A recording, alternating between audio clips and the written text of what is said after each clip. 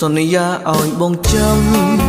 ពី3ឆ្នាំផ្លាយមិនព្រមរៀបការ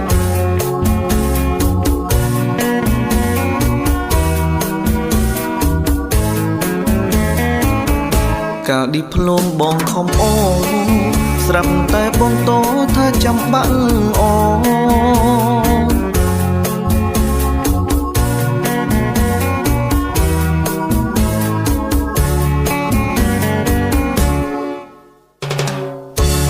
រៀនតតែចាស់រឿវ័យអូយងាប់ហើយបើបានប្រពន្ធកាញ់ចាយ៉ាងបងហ៊ានរៀបការឈប់ទៅអូនឈប់សិក្សាបងបដិញ្ញាថាចិញ្ចឹមអូនស្រី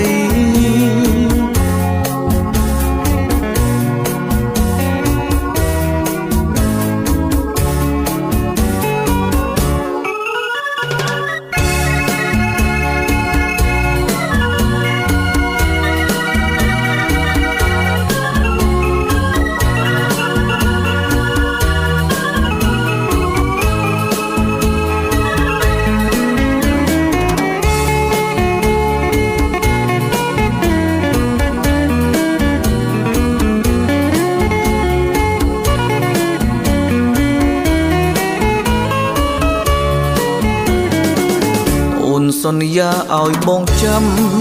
ពី3ឆ្នាំផ្លាយមិនព្រមរៀបការ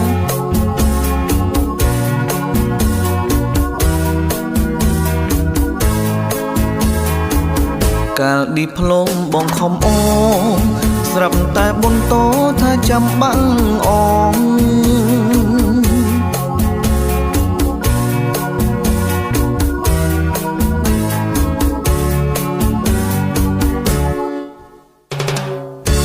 រៀនតតែចាស់រឿវ័យអូនងាប់ហើយបើបានប្រពន្ធកាញ់ចាស់យ៉ាបងមិនហ៊ានរៀបការឈប់ទៅអូនឈប់សិក្សាបងបដិញ្ញាថាចិញ្ចឹមអូនស្រី